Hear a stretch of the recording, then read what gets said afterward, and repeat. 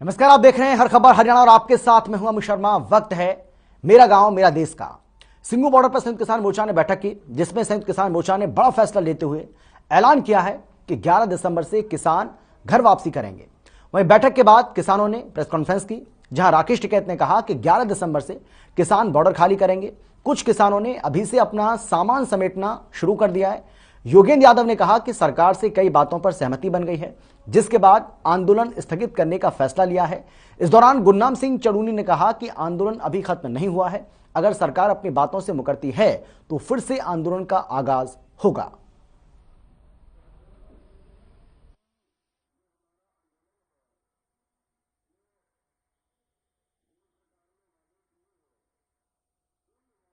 इकट्ठा यहां से जा रहा है, ये एक बड़ी चीज है। और 11 तारीख से जो बॉर्डर है हमारे हैं वे खाली होने शुरू हो जाएंगे 11 तारीख से। और उनको 2 दिन लगे, 3 दिन लगे, 4 दिन लगे, आज से भी बहुत लोग उसकी पैकिंग शुरू कर दी है।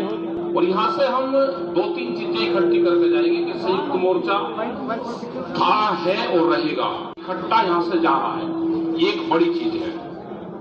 और 11 तारीख से जो बॉर्डर है हमारे हैं वे खाली होने शुरू हो जाएंगे 11 तारीख से। और उनको 2 दिन लगे, 3 दिन लगे, 4 दिन लगे, आज से भी बहुत लोग उसकी पैकिंग शुरू कर दी है। और यहां से हम 2-3 चीजें इकट्ठी करके जाएंगे कि संयुक्त मोर्चा था, है और रहेगा। इकट्ठा यहां से जा रहा है, ये एक बड़ी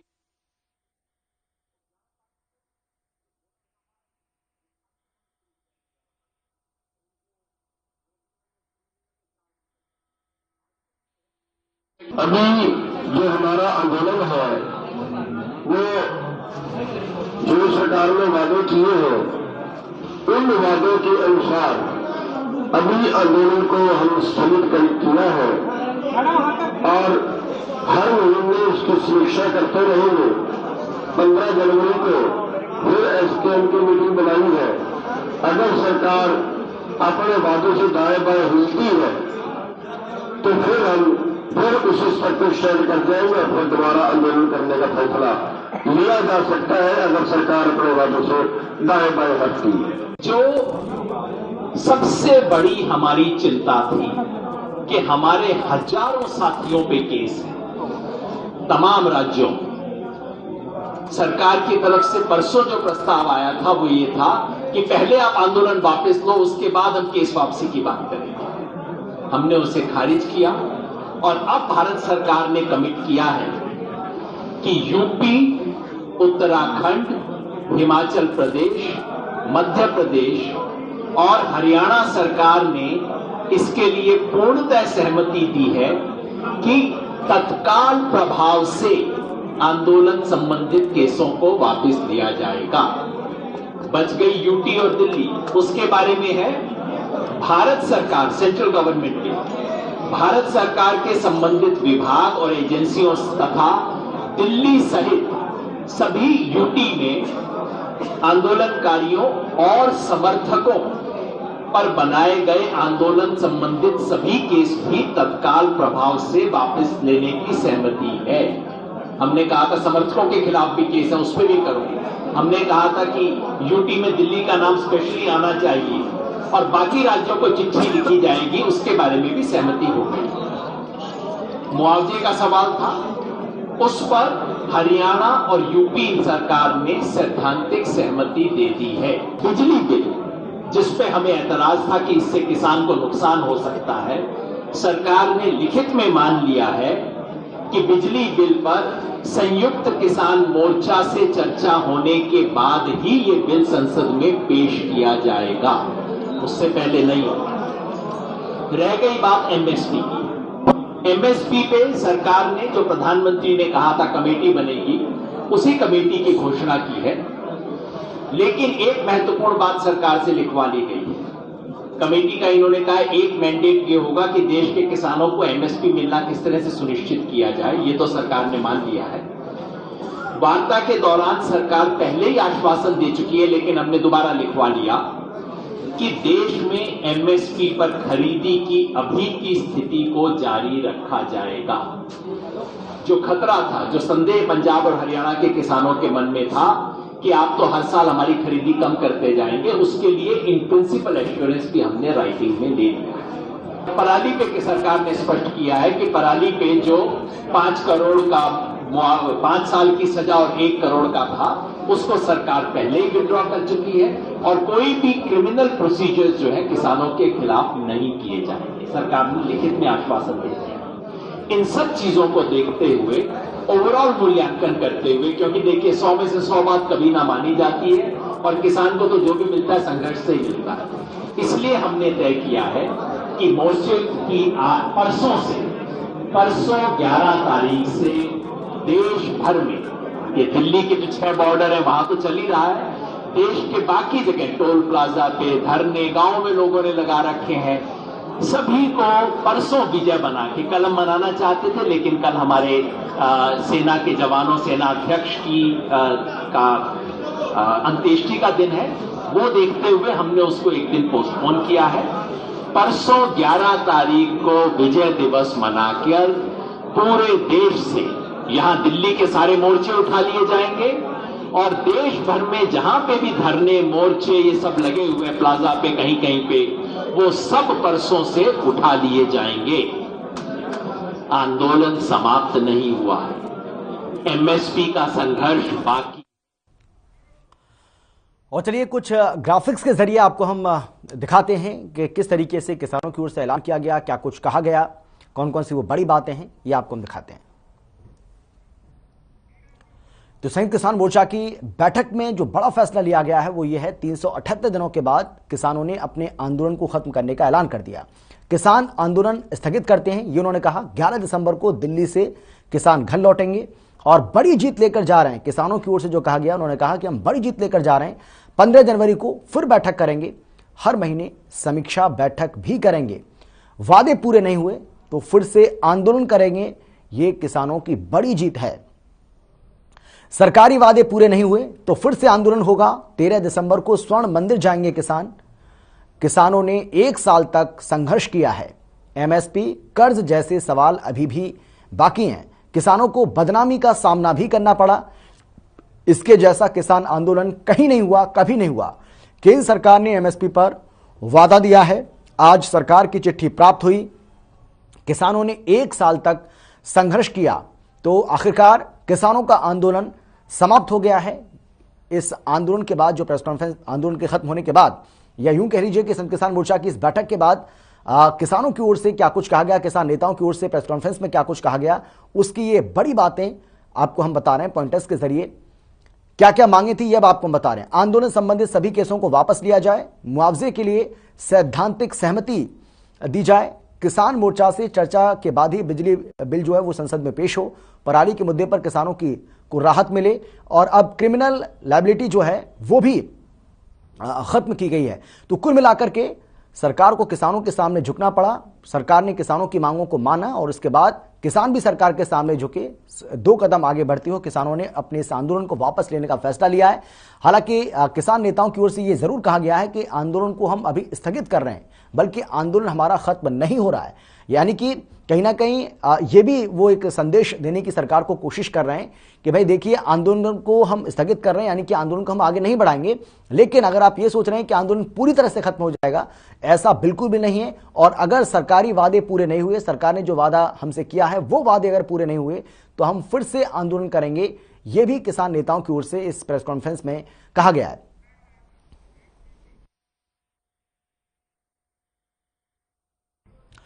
मुख्यमंत्री मनोहर लाल ने चंडीगढ़ में जनता दरबार लगाया, जहां सीएम ने लोगों की समस्याओं को सुना। वहीं इस मौके पर वरिष्ठ प्रशासनिक अधिकारी मौजूद थे। आपको बता दें कि इससे पहले कंडाल में जनता दरबार लगाकर मुख्यमंत्री मनोहर लाल ने आम लोगों की समस्याओं को सुना था।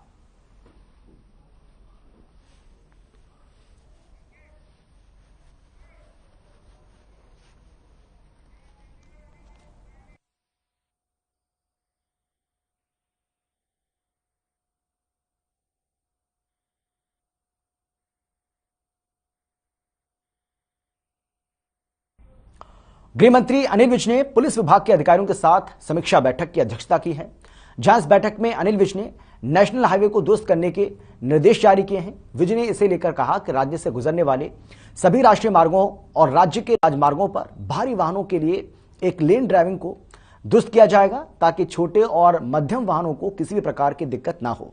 धुंध में होने वाली सड़क दुर्घटनाओं से लोगों को बचाया जा सके। उन्होंने आगे ये भी कहा कि राज्य के सभी पुलिस थानों और पुलिस चौकियों में आगामी 1 अप्रैल 2022 तक सीसीटीवी कैमरे लगा दिए जाएंगे।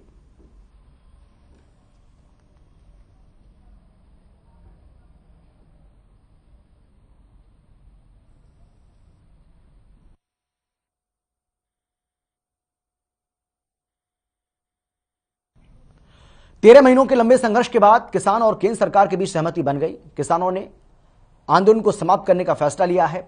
इस विषय को लेकर हमारे संवाददाता रवि चंदेल ने बिजली मंत्री रणजीत सिंह चौटाला से खास बातचीत की है। क्या कुछ कहा है रणजीत सिंह चौटाला ने, चलिए आपको सुनाते हैं।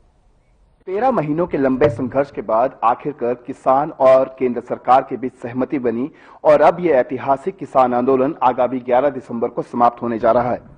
इस मुद्दे पर विस्तार से चर्चा करने के लिए हमारे साथ मौजूद हैं बिजली एवं जेल मंत्री रणजीत सिंह चौटाला। सबसे पहले तो सर, किस तरीके से देखते हैं, जिस तरीके से एक लंबा आंदोलन रहा, 700 से अधिक किसानों की मृत्यु हुई और सरकार ने उसके बाद यह ऐलान किया कि अब कृषि कानून वापस लिए जा रहे हैं और उसके बाद भी 1 महीने का दौर था जिस दौर के अंदर जो है कई प्रस्ताव जारी हुए, ड्राफ्ट बने, सहमति नहीं बन पा रही थी। किस तरीके से देखते हैं अब आखिरकार जो है किसान और केंद्र सरकार के बीच सहमति बनी है, 11 दिसंबर को अब किसान आंदोलन समाप्त होने जा रहा है। सबसे पहले तो मैं माननीय प्रधानमंत्री जी को और किसानों के उन सभी वर्ग को जो वहां बैठे थे, जो धरने में अब गए, कल गए या पहले जाके गए थे, उन सभी को बधाई देता हूं कि एक बहुत सूझपूर्वक बहुत बढ़िया निर्णय करा। और प्रधानमंत्री जी को इस बात की बधाई है कि सबसे जो देश का सबसे बड़ा समुदाय था, 65 से 70% लोगों की आबादी किसानों की है, उनकी भावनाओं को समझ के उन्होंने एक इतना बड़ा ऐतिहासिक निर्णय करा जो उन्होंने। संयुक्त किसान मोर्चा के नेताओं में कुछ संशय अभी भी बरकरार है। जिस तरीके से उन्होंने कहा कि आगामी 15 जनवरी को दोबारा से बैठक होगी दिल्ली के अंदर, यदि जो ड्राफ्ट में जो वादे जो सरकार द्वारा किए गए हैं वो वादों पर खरा नहीं उतरती तो एक बार फिर से 15 जनवरी को दिल्ली के अंदर जो है बैठक की जाएगी और उस पर विचार विमर्श किया जाएगा। इस पर क्या प्रतिक्रिया? देखिए, मैं ये कहूंगा कि अभी सब खुशी करके घर जा रहे हैं जी। और उन्हें जो बातें थी वो अंदर बैठ के उन्होंने सब बातें कर ली। मैं नहीं मानता कि कोई ऐसा दिन आएगा जिसके लिए उन्हें दोबारा हो। उन्हें प्रधानमंत्री जी पे बहुत भरोसा है और उन्होंने सबका बात मान समझ के फैसला करा है। मैं नहीं समझता कोई इश्यू ऐसा रहेगा जिसके लिए उन्हें दोबारा कहीं बैठने की बात करनी पड़ेगी। तो एचपीएससी भर्ती फर्जीवाड़े की बात की जाए तो लगातार विपक्ष जो है वो एचपीएससी कार्यालय को घेराव कर रहा है। हर रोज जो है प्रेस वार्ताएं की जाती हैं और इस घेराव के दौरान जो घेराव किया गया उस दौरान नेता प्रतिपक्ष भूपेंद्र सिंह हुड्डा जो है तो वहां पे मौजूद नहीं थे। उनका जो बयान सामने आया, उन्होंने कहा कि मैं 10 साल से मुख्यमंत्री रहा हूं, मैं क्लर्कों का घेराव करने नहीं जाऊंगा। किस तरीके से देखते हैं? देखिए, कोई मुद्दा है नहीं। एक एचपीएससी का मामला था, जो दोषी थे उन्हें तो सरकार ने तुरंत गिरफ्तार कर दिए, उनका पैसा बरामद कर दिया, उनके जो कोर्ट में चालान पुटिन करने थे वो कर दिए। भूपेंद्र सिंह हुड्डा बहुत सेंसिबल, बहुत समझदार हैं। उन्होंने समझा कि हल्की जो राजनीति में वाह लेनी होती है वो उन्होंने नहीं लेनी चाहिए। उन्होंने अपनी मर्यादा में, अपनी एक सीमा में, एक अच्छेपन में ये कहा कि मैं 10 साल मुख्यमंत्री रहा हूं, मुझे उस पद की गरिमा रखनी है, मैं ये छोटे काम नहीं करता जाके घेराव करें। ये तो बस में जो भीड़ चढ़ी थी वो तो ऐसी थी जिन्हें कोई जानता ही नहीं था, एक दूसरे को नहीं जान रहे थे। इस दरवाजे से चढ़े उधर से एक खाली कांग्रेस का झंडा उनके पास था, वो तो सारे 0-0 थे। 0 + 0 = 0। उनका अपना कोई वजूद नहीं, उनका वजूद नहीं, उनका अपना कोई औचित्य नहीं, ना उन पर कोई नारा था। वो तो भिन्न भिन्न प्रकार की सवारियां थी जो बस में चढ़ी और चढ़ के उतर के चली गई। सर, एक आखिरी सवाल, एक व्यक्तिगत राय आपसे जानना चाहूंगा कि किस तरीके से देखते हैं जो प्रस्ताव ड्राफ्ट जो पास किया गया, सहमति बनी पराली को लेकर, बिजली बिल को लेकर जो संशोधन होने जा रहे हैं, उसको आप व्यक्तिगत तौर पर किस तरीके से देखते हैं? लगातार प्रदूषण बढ़ रहा है, दूसरी तरफ पराली को लेकर ये तमाम बातें कही जा रही हैं, बिजली बिल को लेकर बातें कही गई हैं, किस तरीके से देखते हैं? देखिए, इस पे वर्ल्ड लेवल पे भी बहुत बड़े सम्मेलन हुए हैं। पूरे वर्ल्ड की लीडरशिप भी इस बात के लिए बहुत चिंतित है कि पोल्यूशन को कम करना चाहिए। हमारे पराली का इशू था, अब इस पे जब एक चीज डिसाइड होगी इसके बाद ये आएगा। इसमें सुप्रीम कोर्ट का भी आया था, उसके बाद सरकार ने भी अब किसानों के मामले में आया। पर कुछ जैसे केजरीवाल ने दिल्ली में उनको ट्रैफिक कंट्रोल करने का पूरे गाड़ियों को भी बंद कर रहे हैं। ये एक ऐसा मुद्दा, इसमें बहुत चीजें हैं जो इन्वॉल्व हो रही हैं, क्रैशर्स भी हैं, इसमें सारी चीजें बैठ के सरकार प्रयास कर रही है कि ये कम से कम हो, पर पूरे दुनिया में बढ़ता जा रहा है। ये बात तो ठीक है, ये एक चिंता का मामला है, पर इस पे कंट्रोल तो करना ही पड़ेगा। जी, बहुत बहुत शुक्रिया सर। तो ये थे हमारे साथ बिजली एवं जेल मंत्री रणजीत सिंह चौटाला, जिन्होंने साफ लफ्जों में कहा कि ये आज एक ऐतिहासिक पल है जब किसान आंदोलन जो है वो समाप्त होने जा रहा है और किसानों की और सरकार की जो सहमति बनी है इससे सभी नागरिकों को भारी फायदा पहुंचने वाला है। चंडीगढ़ से हर खबर हरियाणा के लिए रवि चंदेल के साथ कैमरामैन किशन की रिपोर्ट। तमिलनाडु के पास हुए हेलीकॉप्टर हादसे ने पूरे देश को झकझोर कर रख दिया है। हादसे में देश ने सीडीएस बिपिन रावत और 12 अन्य लोगों को खो दिया है।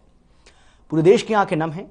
वहीं 2 वर्ष तक जनरल बिपिन रावत के बॉडीगार्ड के तौर पर सेवारत रहे सुशील ने कहा है कि देश ने न केवल जांबाज और सुलझे हुए अफसर को खोया है बल्कि एक महान शख्सियत को भी खो दिया है। आपको बता दें कि सीडीएस की मौत के बाद इन्हें गहरा धक्का लगा है।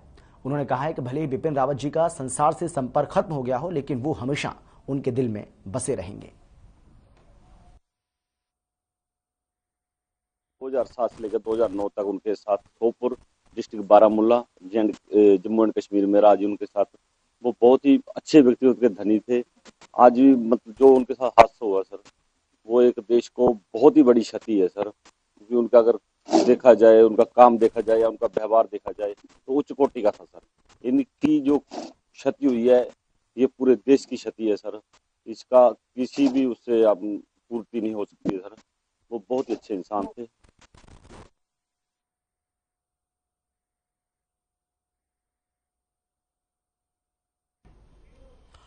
सामाजिक न्याय एवं अधिकारिता राज्य मंत्री ओपी यादव रेवाड़ी पहुंचे, जहां उन्होंने रेवाड़ी के नाईवाली चौक स्थित शहीद राव तुलाराम की प्रतिमा पर पुष्प अर्पित कर उन्हें याद किया। इसी के साथ राज्य मंत्री ओपी यादव ने बिपिन रावत के निधन को देश के लिए अपूर्णीय क्षति बताया और कहा कि उत्तराखंड को अपने सपूत पर हमेशा गर्व रहेगा। शोक संदेश में धामी ने जनरल रावत, उनकी पत्नी मधुलिका और अन्य लोगों की मृत्यु पर गहरा दुख जताते हुए दिवंगत आत्मा की शांति की प्रार्थना की।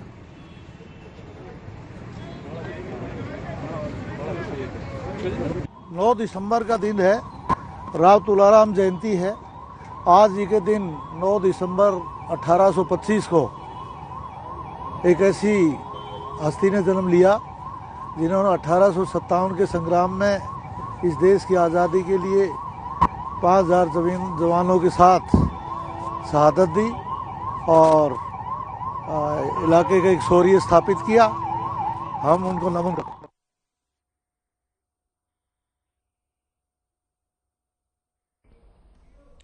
विधानसभा स्पीकर ज्ञानचंद गुप्ता ने विधानसभा के सत्र में सुरक्षा व्यवस्था को लेकर बैठक की। बैठक में मुख्य सचिव, गृह सचिव, सीआईडी, आईजी और दूसरे अधिकारी मौजूद रहे।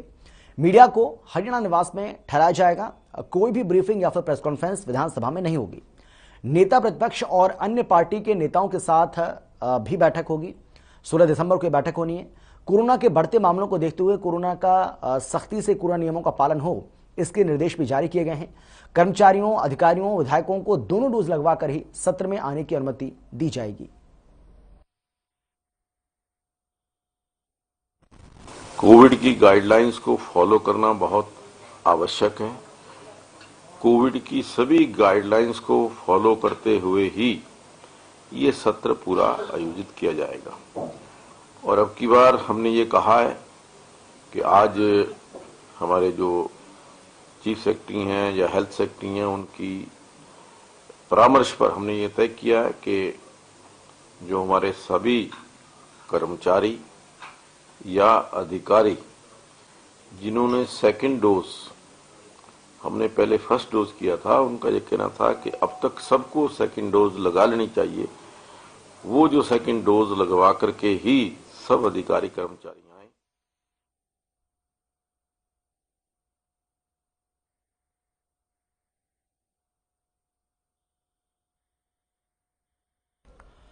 फरीदाबाद के सेक्टर 8 कार्यालय में परिवहन मंत्री मूलचंद शर्मा नगर निगम के अधिकारियों के साथ बैठक की।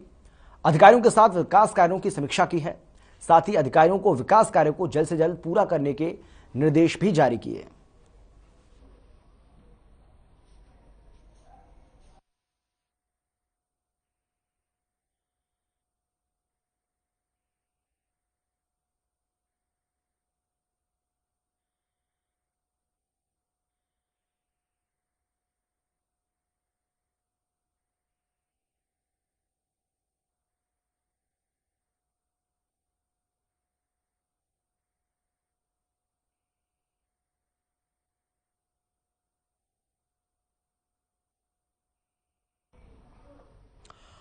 और चलिए आगे बढ़ते हैं। राष्ट्रीय पंजाबी महासभा को लेकर एक बड़ी खबर आज सामने आई। आपको बता दें कि रमेश मदान को एक बड़ी नियुक्ति इस दौरान मिली है। राष्ट्रीय पंजाबी महासभा के राष्ट्रीय महासचिव सुरेंद्र जुनेजा ने जानकारी देते हुए बताया है कि समाज को दिशा प्रदान करने के लिए महासभा संगठन का विस्तार किया जाए और कुटुंब ऐप की लोकप्रियता सशक्तिकरण भी किया जाए। इसके लिए डॉक्टर रमेश मदान को राष्ट्रीय पंजाबी महासभा में दायित्व सौंपा जाए। वहीं सुरेंद्र जुनेजा ने कहा है कि डॉक्टर रमेश मदान जैसे शिक्षाविद और राजनीतिक वैज्ञानिक जैसी शख्सियत को राष्ट्रीय पंजाबी महासभा के राष्ट्रीय सलाहकार के साथ साथ उन्हें राष्ट्रीय कार्यकारिणी के सदस्य मनोनीत करते हुए हम गौरवान्वित महसूस करते हैं और हमें पूरा विश्वास है कि डॉक्टर मदान अपनी सकारात्मक भूमिका अदा करेंगे। आपको बता दें कि कार्यकारिणी में संगठन को सशक्त करने के बारे में विचार विमर्श किया गया। इस दौरान महासभा के संरक्षक, पंजाब केसरी समूह के प्रधान संपादक पद्मश्री विजय चोपड़ा, राष्ट्रीय प्रधान अशोक मेहता और वरिष्ठ उप प्रधान श्री अनिल ठक्कर मौजूद रहे।